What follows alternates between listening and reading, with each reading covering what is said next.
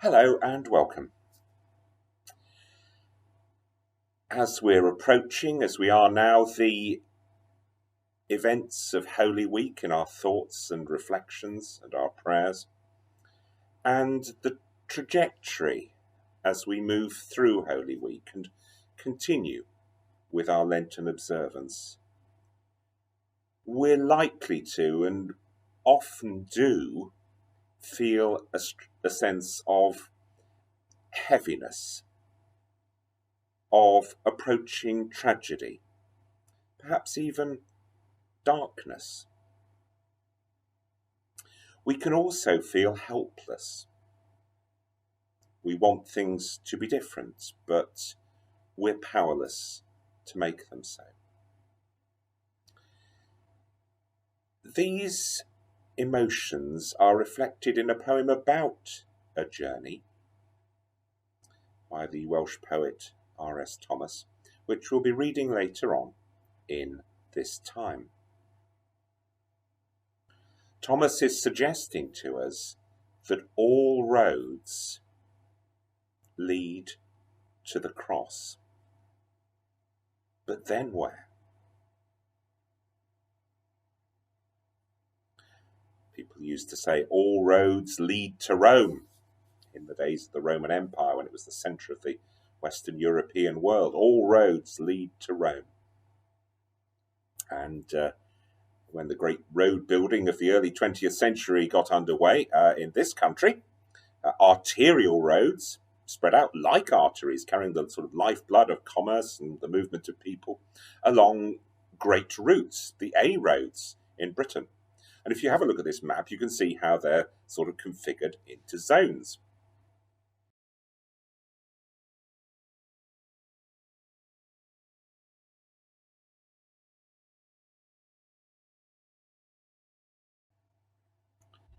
All the A roads spread out like arteries,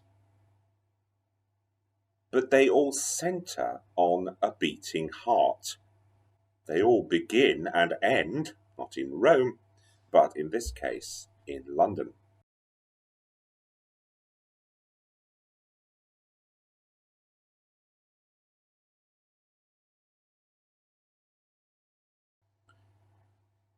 And for us, the end space is a Calvary space. For us, it is a cross-shaped space to which all Lenten roads must lead, and to which the life of faith calls us to lead. Listen to this passage from Matthew's Gospel in chapter 16. This is verses 24 and 25.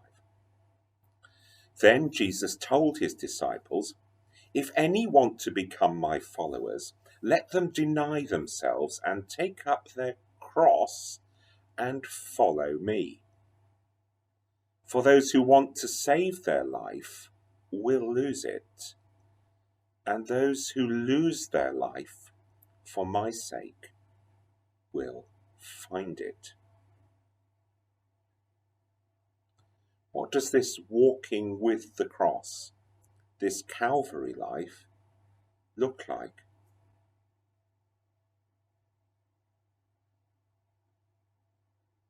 It's like the walk of Jesus when people mocked him and denied who he was. You say you are the King of the Jews, if you are the Messiah, if you are the Christ. They didn't believe it. R.S. Thomas pictures this mocking contempt and lack of belief in terms of a horse trader.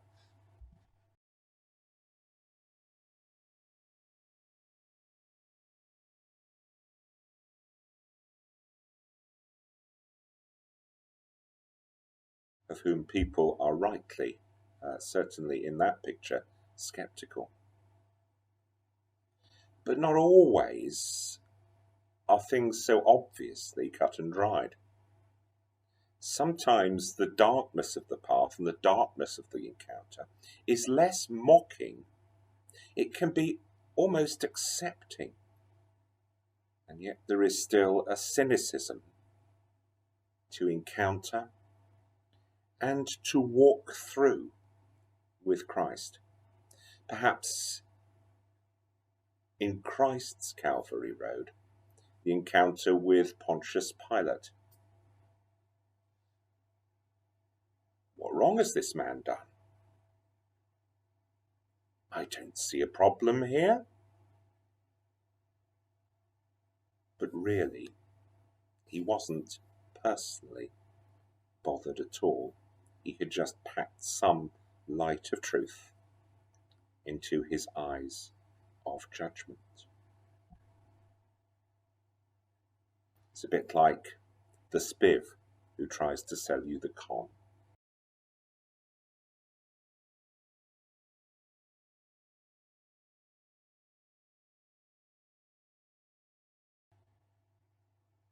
Ultimately, this road, this Holy Week road, is a walk best walked with others. It's a walk we each must take, but taken in company.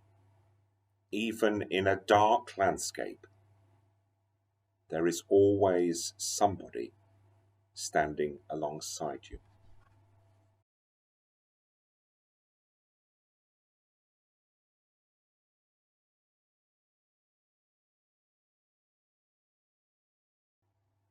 And ultimately, that person is Christ. Because to approach the cross is ultimately to approach the beating heart of Christ's love, forgiveness, and salvation, even unto death. And beyond that beating heart, to live in the sunrise of eternity. Let's hear the poem. It's called The Journey.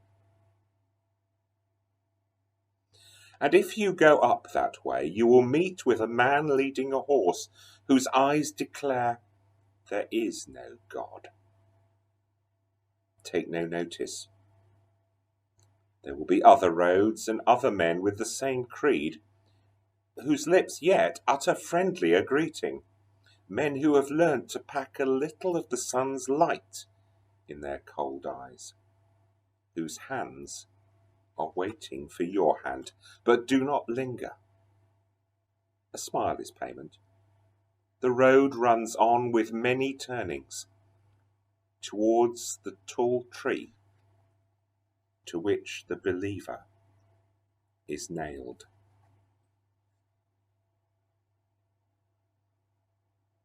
And beyond